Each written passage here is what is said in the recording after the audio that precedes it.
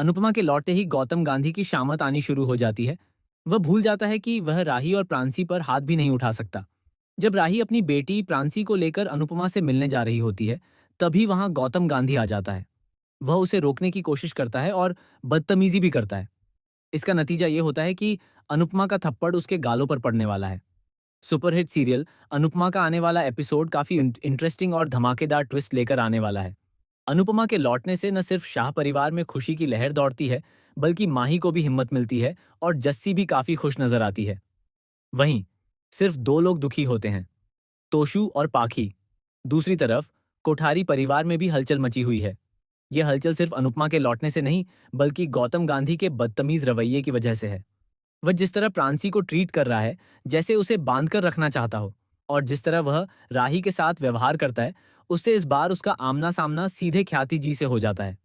ख्याति जी उसे सख्ती से साइड कर देती हैं और कहती हैं कि तुम बाप कहलाने के लायक भी नहीं हो। प्रांसी और मेरी राही से दूर रहो।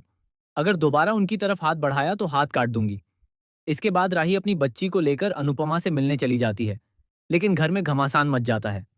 गौतम मोटी बा को बुलाकर कह देता है कि ख्याति जी ने उसका साथ नहीं दिया, बल्कि वह अनुपमा से प्रांसी को मिलवाने ले गई हैं। इसके बाद वह एक तरह की भविष्यवाणी करता है कि अगर अनुपमा लौट आई है तो चिता जरूर जलेगी, या तो किसी इंसान की या फिर किसी की ख्वाहिशों की। गौतम की इस बात से मोटी बात काफी तनाव में आ जाती हैं।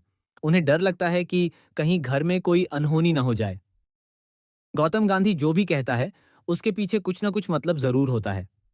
हो सकता है कि उसी ने अनुपमा की नौकरी लगवाई हो और उसी के जरिए वह दोबारा कोठारी परिवार में अपनी पकड़ मजबूत करना चाहता हो, ताकि अनुपमा को यहां से दूर किया जा सके।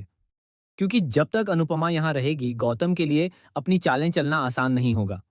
यह भी हो सकता है कि वह राही और प्रेम के रेस्टोरेंट के सपने को अनुपमा के जरिए ही तोड़ने की कोशिश करे, ताकि वे दोनों खुद ही वहां से दूर चले जाएं। इसी वजह से वह कोठारी परिवार में अपनी धाक जमाए रखना चाहता है और माही से बदला लेना चाहता है। लेकिन एक बात तय है कि माही का वापस आना अब मुमकिन नहीं है, और गौतम इस बात को अच्छे से जानता है, कम से कम तब तक जब तक अनुपमा यहाँ मौजूद है। दूसरी ओर जस्सी और अंश के रिश्ते में भी बदलाव नजर आ रहा है। दोनों एक दूसरे के करीब आ रहे हैं, लेकिन घर में इसी बात को लेकर झगड़ा शुरू हो जाता है। बाताकॉम इस रिश्ते को स्वीकार नहीं कर रही हैं और उनका साथ देने के लिए तोशु और पाखी भी आ जाते हैं। माही भी इस बहस में शामिल हो जाती है, लेकिन जस्सी उन्हें साफ साफ याद दिला देती है कि वह उनके टुकड़ों पर नहीं पल रही, बल्कि वे लोग उसके सहारे हैं। इसके बाद घर में एक बार फिर तनाव का माहौल बन जाता है। इसी बीच देविका की बेटी को लेकर अनुपमा की एंट्री होती है। तभी उसके सिर पर पत्थर लगने ही वाला होता है, लेकिन वह उसे रोक लेती है।